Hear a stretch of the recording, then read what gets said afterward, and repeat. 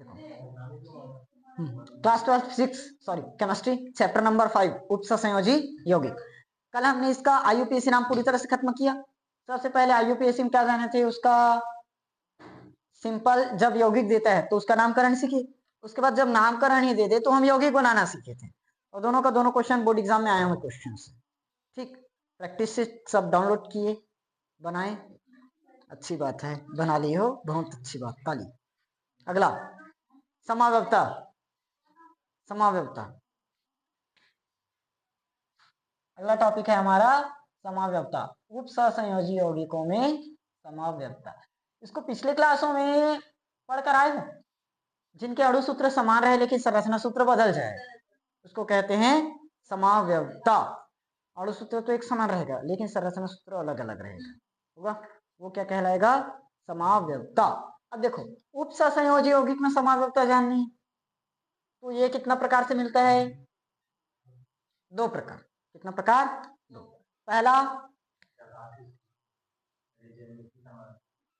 संरचना समाव्यवस्था, दूसरा दूसरा त्रिविम,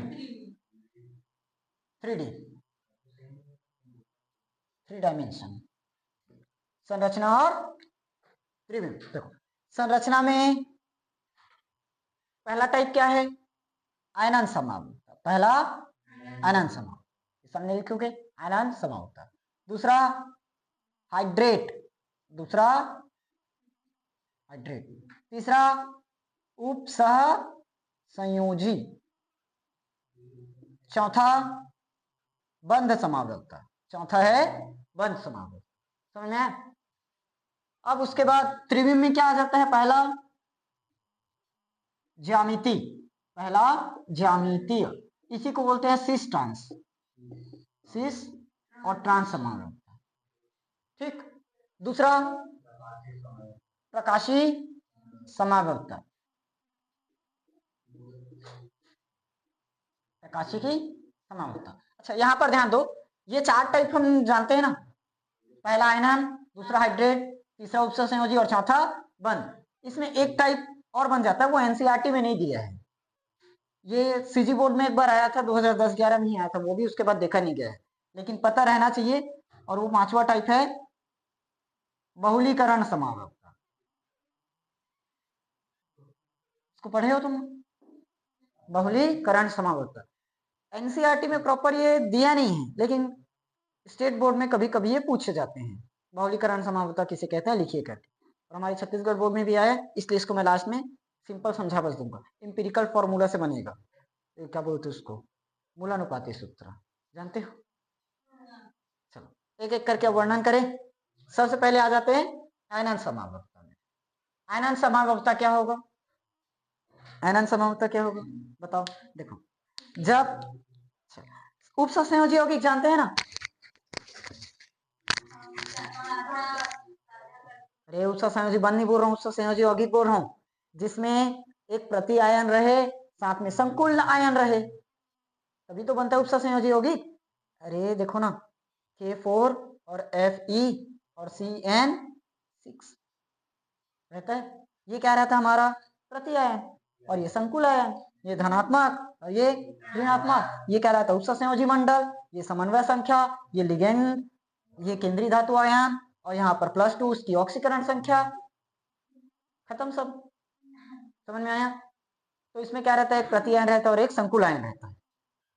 तो आयनन समाव्यवस्था में क्या होगा, ऐसा संकुल यौगिक, ऐसा संकुल यौगिक जिसमें उसका प्रति आयन स्वयं एक लिगेंड हो, प्रति आयन क्या रहे, स्वयं एक लिगेंड, और वो क्या कर सके, अंदर के लिगेंड को प्रतिस्थापन करके प्रति आयन बना सके।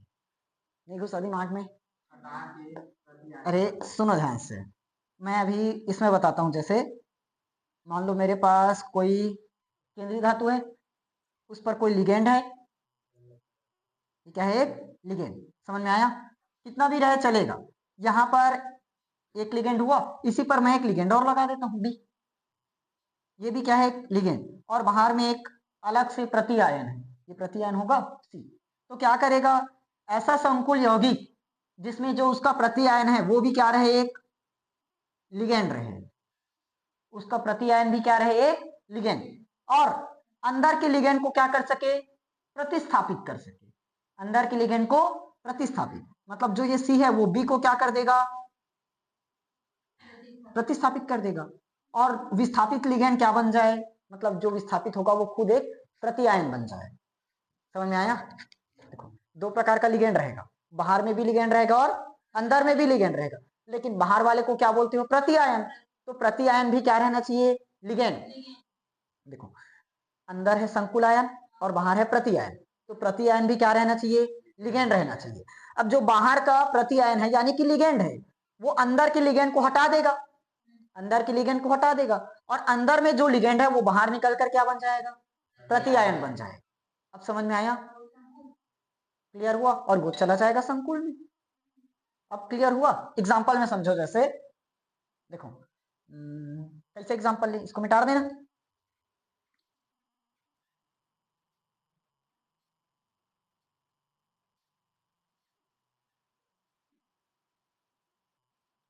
अरे सी एच, बाहर में मैं ले लेता हूँ ऐसा, बाहर में क्या ले लिया, ऐसा, ये हुआ एक, इसको मिटा देता हूँ, अभी समझाना है मुझे इधर। अरे लिखे तो नहीं थे क्या, चलो कोई बात नहीं, बाद में लिख लेना बाद में लिख लेना। सुनो, CONH3 और Br, और बाहर में क्या है 10। देखो अभी लिगेंड की संख्या 5 और 1 6, क्योंकि 5 NH3 मतलब ये भी तो लिगेंड है और ब्रोमीन भी एक लिगेंड है। अब बताओ ये हमारा कौन सा आयन, संकुल आयन, ये कौन सा आयन, प्रति आयन, और बताओ प्रति आयन SO4 है, और SO4 एक लिगेंड की तरह कार्य करता है कि नहीं, SO4 भी एक लिगेंड है, तो ये SO4 क्या करेगा, अंदर वाले लिगेंड को विस्थापित कर देगा, अंदर वाले लिगेंड को क्या कर देगा, विस्थापित, तो ये बन क्या जाएगा, CONH3, ये 5 अपनी जगह पर, इसके साथ कोई भी बदलाव नहीं हुआ, वैसे का वैसे। ये वाला जो लिगेंड है ब्रोमीन, ये आ जाएगा बाहर, और अंदर में कौन आ जाएगा, SO4। अब देखो बाहर वाला प्रति आयन बन गया कि नहीं बन गया, समझ में आया? पहले बाहर में जो हमारा संभावित प्रति आयन था, जो प्रति आयन था वो क्या था, एक लिगेंड था, ये भी एक लिगेंड ही है, तो अंदर वाले लिगेंड को क्या कर देता है, विस्थापित कर देता है, तो जो विस्थापित हुआ है वो बाहर आकर प्रति आयन बना लेता है।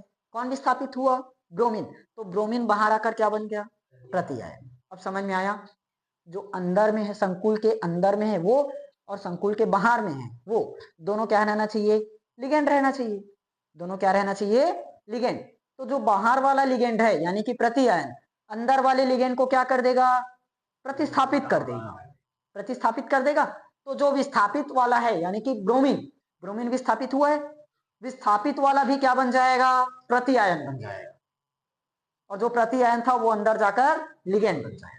अब समझ में आया इसका कॉन्सेप्ट, थ्योरी क्या लिखोगे, अब समझ में आया? जब किसी संकुल में, जब किसी संकुल में संकुल आयन और उसका प्रति आयन, सॉरी, जब किसी संकुल में उसका प्रति आयन क्या रहे, एक संभावित लिगेंड हो, जब किसी संकुल यौगिक में उसका प्रति आयन क्या रहे, एक संभावित लिगेंड रहे, तो संकुल के अंदर, संकुल आयन के अंदर किसी एक लिगेंड को, किसी एक लिगेंड को प्रतिस्थापित कर देता है, प्रतिस्थापित कर देता है, और विस्थापित लिगेंड प्रति आयन बना लेता है। समझ में आया? देखो किसी संकुल यौगिक में उसका प्रति आयन क्या रहना चाहिए, एक संभावित लिगेंड रहना चाहिए, वो संकुल के अंदर किसी एक लिगेंड को क्या कर देता है, प्रतिस्थापित कर देता है, और जो विस्थापित वाला लिगेंड है वो क्या बना लेता है, प्रति आयन बना लेता है। समझ में है? क्लियर हुआ पहला? दूसरा लिखोगे, हाँ बाद में लिख लेना। सुनो आप ध्यान से, हाइड्रेट समावता, हाइड्रेट का मतलब याद रखना जल, हाइड्रेट का मतलब जल। देखो संकुल आयन के अंदर और संकुल आयन के बाहर जल की अदला बदली हो जाएगी, मतलब अलग अलग रहेगा, जितनी संख्या टोटल तो समन्वय संख्या उतना ही रहना चाहिए, लेकिन अंदर और बाहर अलग अलग बदल जाएगा। कैसे? जब किसी संकुल यौगिक में, जब किसी संकुल यौगिक में समन्वय मंडल के अंदर और बाहर, समन्वय मंडल के अंदर और बाहर जल के यौगिक में क्या पाया जाएगा? भिन्न, मतलब जल की संरचना में भिन्नता। देखो ये कहलाता है ना हमारा समन्वय मंडल। समन्वय मंडल होगा, क्लियर हुआ? ये समन्वय मंडल है, तो समन्वय मंडल के अंदर और बाहर जल की संरचना में क्या होगा? भिन्नता पाया जाएगा। रिकमिंग वाले हो, भिन्नता पाया जाएगा, अभी बोल रहा हूं तो क्लियर हुआ? जैसे समझो CrH2O, अभी मेरे पास 6 बार है और बाहर में क्लोरीन 3 बार है। कितना बार है? 3 बार। संभव है कि नहीं? बन सकता है। अब इसी स्ट्रक्चर को हम बदल देते हैं। कैसे? ये हो गया CrH2O, अभी कितना बार था? 6 बार, हम उसको कर देते हैं 5 बार। कितना बार कर दिए? 5 बार। तो टोटल कितना होना चाहिए बोला समन्वय संख्या? 6। तो अभी कितना है? 6। अरे यहाँ 6 है ना, इसमें 6 है, इसमें कितना है? 5। कितना और चाहिए?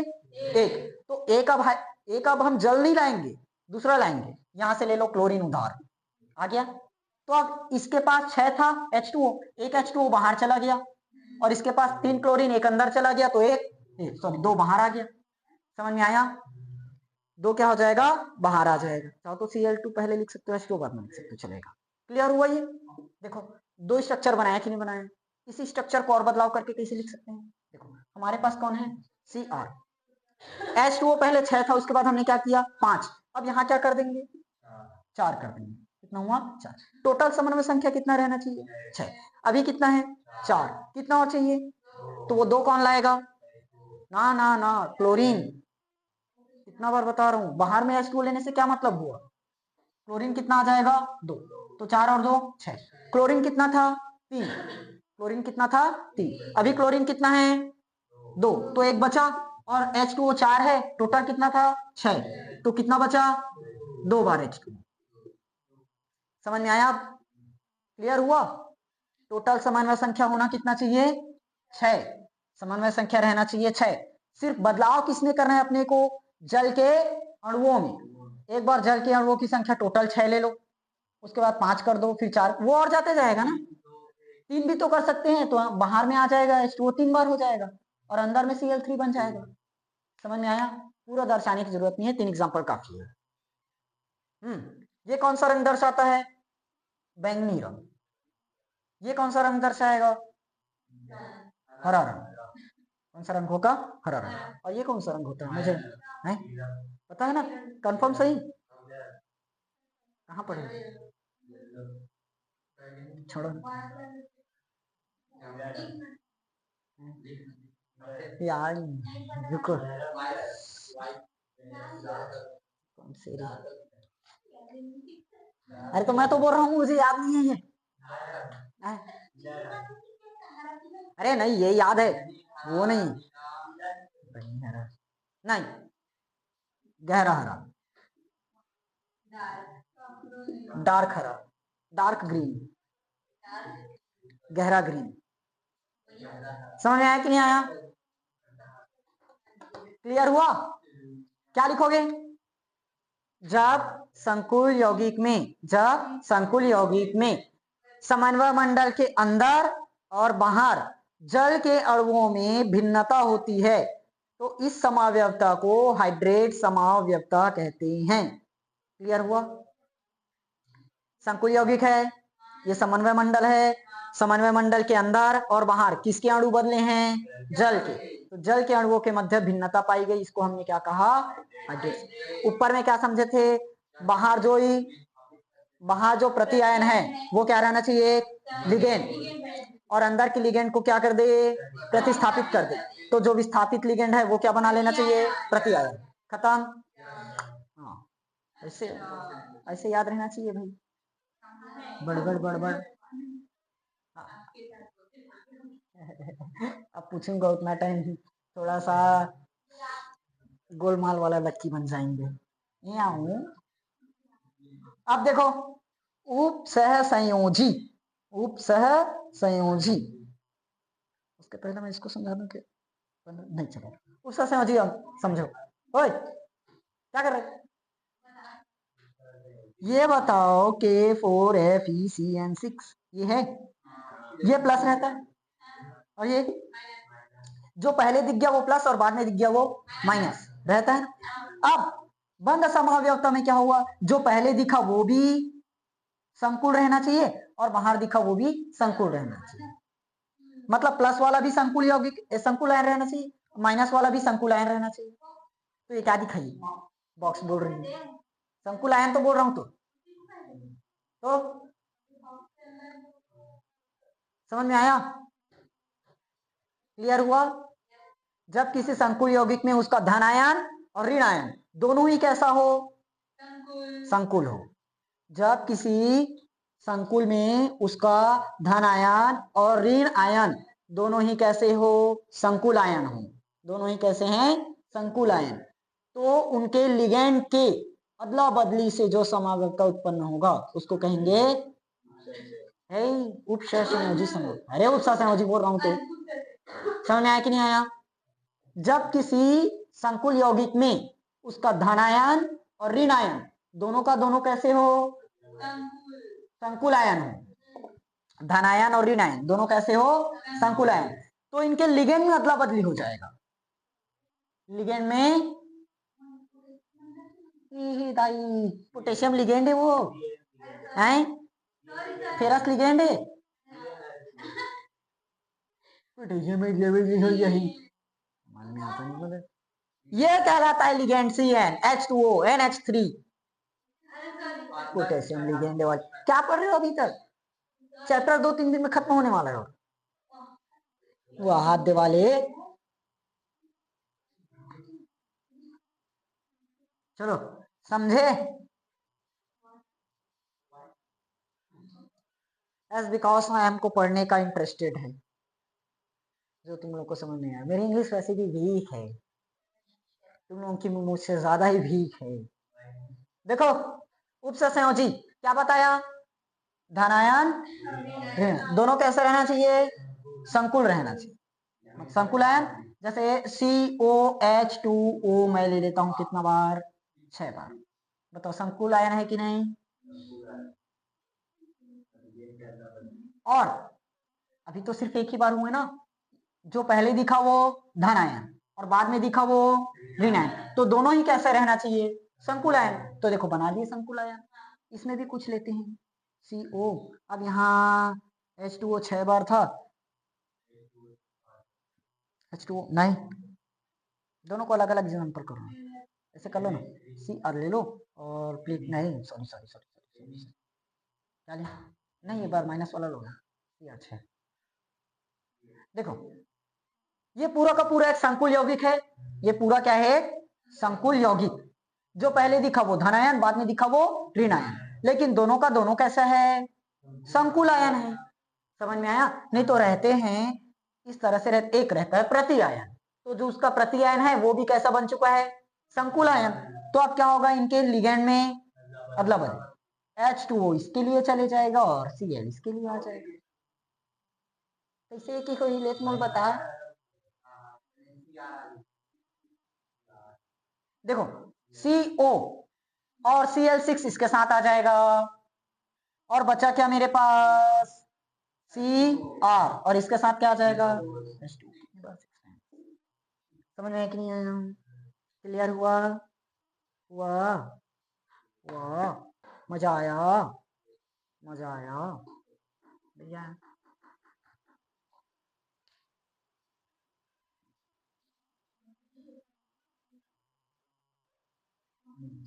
चलो बंदा समाप्त होता, तुम लोग दिमाग लगाओ। तुम इसको एकदम डायरेक्टली ऐसे नहीं बनाना चाहिए था। एक मिनट, इसको ना ऐसे मत बनाना, ये तो डायरेक्टली पूरा का पूरा लिगेंड ही चेंज कर डाले।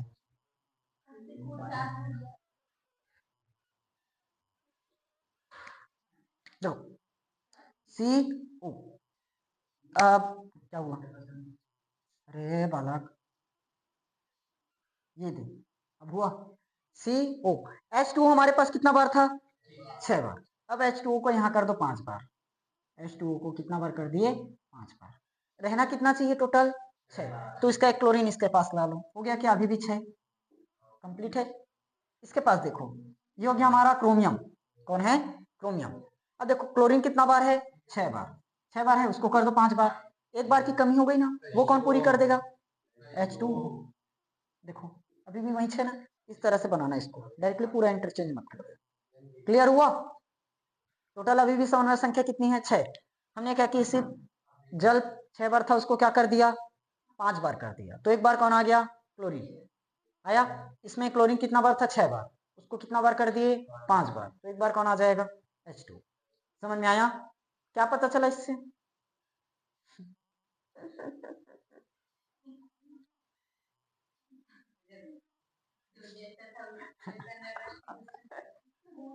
उतर जाना वो दाई।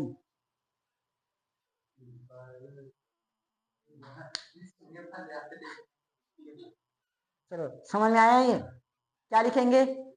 जब किसी संकुल यौगिक में उसका धनायन और ऋणायन दोनों ही कैसे हो? संकुल आयन हो, तो लिगेंड के परस्पर विनिमय को त्रिविम समावता कहते हैं, है ना? और क्या लिखे हम? सब त्रिविम। समझ में आया? क्लियर हुआ? अब बचा बहुबंध समावता। बहुबंध यानी कि बंध समावता। बंध समावता किसको बोले? अच्छा, ऐसे लिगेंड के बारे में जानते हो जो ऐसा लिगेंड जिसके 2 परमाणु इलेक्ट्रॉन युग्म त्याग कर सकते हैं? ऐसे लिगेंड जिसके 2 परमाणु इलेक्ट्रॉन युग्म त्याग कर पाए, जानते हो? मैं तो जानता हूं। SCN थायोसाइनेटो और आइसो थायोसाइनेटो। देखो SCN को मैं लिखवाया था, SCN भी त्याग करता है और N भी त्याग करता है। S भी त्याग करेगा और N भी त्याग करेगा, मतलब सल्फर और नाइट्रोजन दोनों का दोनों त्याग करेगा। बहुत खुश हो गई। समझ में आया? तो उससे जो समावता बनेगा उसको क्या बोलेंगे? बना लो उसको। कैसे कर नहीं? कौन दिन बिना अकल के कैसे जिया छोड़ते? बिना अकल का भी क्या जीना।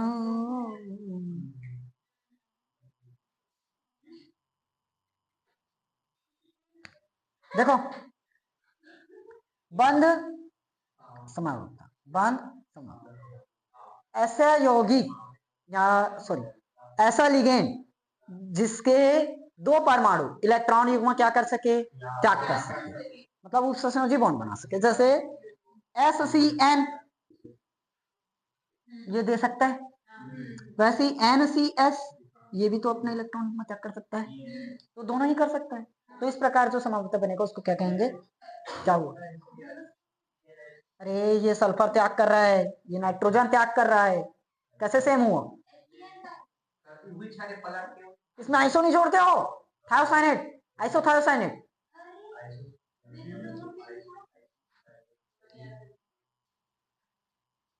देखो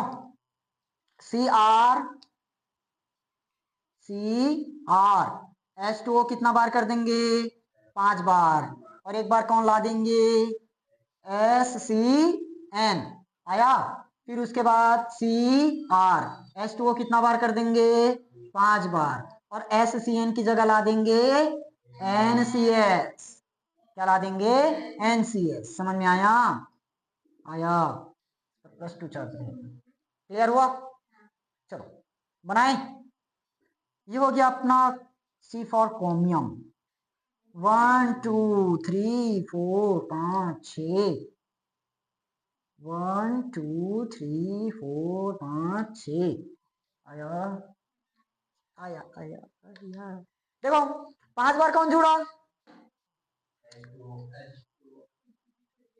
H2 ऑक्सीजन।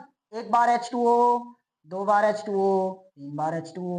4 बार H2O और 5 बार H2O जुड़ गया। एक बार कौन जुड़ेगा? SCN, SCN। एक बार H2O, 2 बार, 3 बार, 4 बार, 5 बार, हो गया ना। एक बार कौन जुड़ जाएगा? NCS। समझ में आया? क्लियर हुआ? यहां क्या पता चला? सल्फर अपने इलेक्ट्रॉन युग्म को इस तरह से दिया हुआ है उपसंयोजी बॉन्ड से। यहां कौन दिया है? नाइट्रोजन ने दिया है इस तरह से। समझ में आया कि नहीं आया? क्लियर हुआ? एक बार कौन दिया है? सल्फर। क्योंकि यही जानते हैं ना, जो लिगेंड रहता है अपना इलेक्ट्रॉन युग्म किसको दे देता है? सेंट्रल मेटल एटम को। तो ये सेंट्रल मेटल है, तो लिगेंड क्या किया? अपना इलेक्ट्रॉन युग्म इसको दे दिया।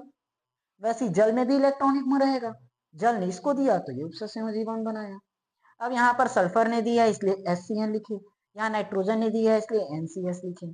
क्लियर हुआ? और इस पर पूरे पर चार्ज कितना है? 2+, और यहाँ पर भी लगा लेना 2+। समझ में आया कि नहीं आया? Example clear? इसमें किसने दिया है? सल्फर ने इलेक्ट्रॉन युग्म त्याग किया, और इसमें किसने किया? नाइट्रोजन ने साझा किए, मतलब त्याग किए। क्लियर हुआ? लिगेंड वही रहता है ना, जो अपना इलेक्ट्रॉन युग्म सेंट्रल मेटल एटम को देकर उपसंयोजी बॉन्ड बना ले, वही है। तो इलेक्ट्रॉन युग्म कौन दिया? SCN, वो लिगेंड है। समझ में आया? ये ऐसे बॉन्ड को दर्शाना मत, जरूरी नहीं है। क्लियर हुआ? पांचों समावयवता। बहुलीकरण बचा, बहुलीकरण खुद से पढ़ोगे।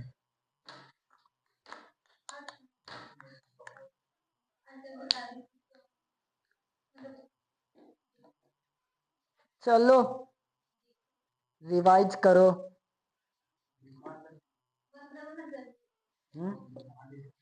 बंद करो। देखो पहला समावयवता कितने प्रकार से बटा? 2। अरे जिनके अणु सूत्र समान लेकिन संरचना सूत्र भिन्न भिन्न हो उसको बोलेंगे समावयवता। 2 प्रकार से बटा, एक संरचना और दूसरा त्रिविम। संरचना और त्रिविम। त्रिविम में 2 है, ज्यामिति और प्रकाशी। ज्यामिति मतलब शीर्षकांश वाला, और प्रकाशी की प्रकाशी है। आया? उसके बाद संरचना में आयनन, हाइड्रेट, उपसंयोजी और बंध। एनसीईआरटी में यही चारों है। देखो आयनन समावयवता में जाने, जो उसका प्रति आयन है वो भी क्या रहना चाहिए? एक संभावित लिगेंड रहना चाहिए, जो संकुल आयन के अंदर के लिगेंड को क्या कर देगा? प्रतिस्थापित कर देगा। तो जो विस्थापित लिगेंड है वो बाहर आकर क्या बना देगा? प्रति आयन बना देगा।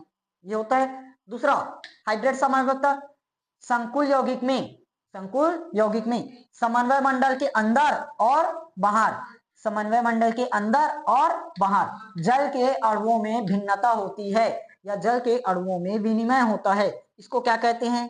हाइड्रेट समावयवता। समन्वय मंडल के अंदर और बाहर जल के अणुओं में भिन्नता। क्लियर? उपसंयोजी में क्या जाने? जब किसी संकुल यौगिक में उसका धन आयन और ऋण आयन दोनों ही कैसा हो? संकुल आयन हो। दोनों ही कैसा हो? संकुल आयन। तो उनके लिगेंड में विनिमय के कारण जो समावयवता बनता है उसको बंध समावयवता कहते हैं। समझ में आया? उसके बाद अरे ये उपसंयोजी था ना, अब क्या अभी बताया ना उपसंयोजी, अब बचा बंध समावयवता। ऐसा लिगेंड मतलब केंद्रीय धातु के केंद्रीय धातु परमाणु यानी कि सेंट्रल मेटल एटम के साथ ऐसा लिगेंड जुड़ा हो, जो ऐसा लिगेंड जुड़ा हो जिसके 2 परमाणु क्या कर सके? इलेक्ट्रॉन युग्म त्याग कर सके। 2 परमाणु इलेक्ट्रॉन युग्म क्या कर सके? त्याग कर सके। तो जो इनकी संरचना बनती है या इनमें जो समावयवता होती है उसको कहते हैं, नहीं जानो 3 समावयवता, बंध समावयवता। समझ में आया? क्लियर? बोलने नहीं आएगा तो कुछ मत बोलना, लिख बस देना। हाँ, अगर मान लो कहीं प्रैक्टिकल वगैरह में, वाइवा में अगर पूछ दिए ना समावयवता किसको कहते हैं तो बता देना, लिख के बता दूं, मैं कन बोला नहीं सकता। समझ में आया? बहुलीकरण समावयवता में क्या होगा? ऐसे यौगिक जिनके मूलानुपाती सूत्र समान रहेगा। मूलानुपाती सूत्र समान, अणु भार भी समान रहेगा। मूलानुपाती सूत्र समान, अणु सूत्र अणुभार समान होगा, अणु सूत्र अलग होगा। मूलानुपाती और अणुभार दोनों क्या रहेगा, समान, लेकिन अणु सूत्र अलग रहेगा। और ये पाए जाएंगे एक सरल अनुपात में, जैसे 1:2:3 हो गया, 1:2:2 हो गया, इस तरह से। ठीक, इसको मैं नहीं बताऊंगा, तुम लोग बाहर से पढ़ते रहना। ठीक, क्लियर? आता है इसीलिए तो बताया, नहीं तो क्यों बताया रहता। तो इसलिए तो बोला चलो बनाओ।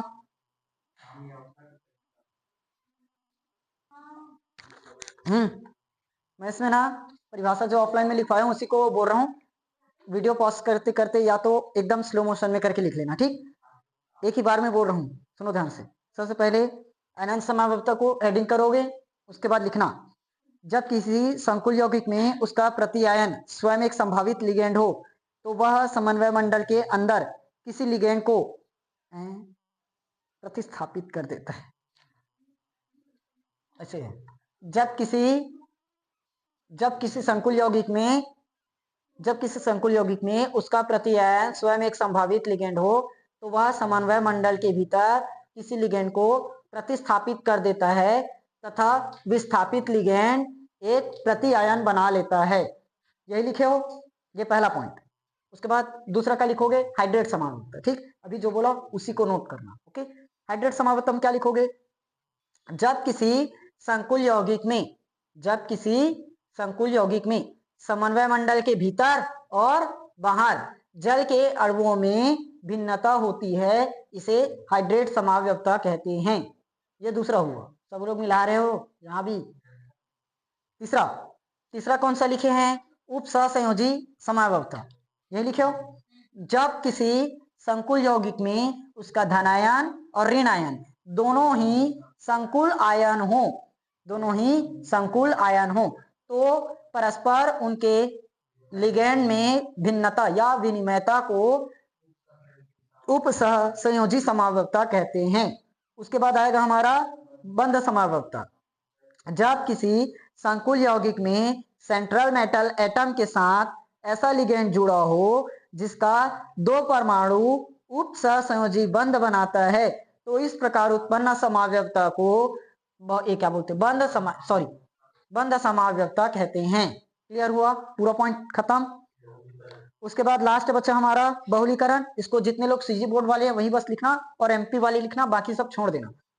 देखो इसमें क्या लिखोगे, ऐसे संकुल जिनके मूलानुपाती सूत्र और ऐसे यौगिक जिनके मूलानुपाती सूत्र और अणुभार समान हो लेकिन अणु सूत्र भिन्न हो, इन्हें बहुलीकरण समावयवता कहते हैं। ये रहा उसका एग्जाम्पल।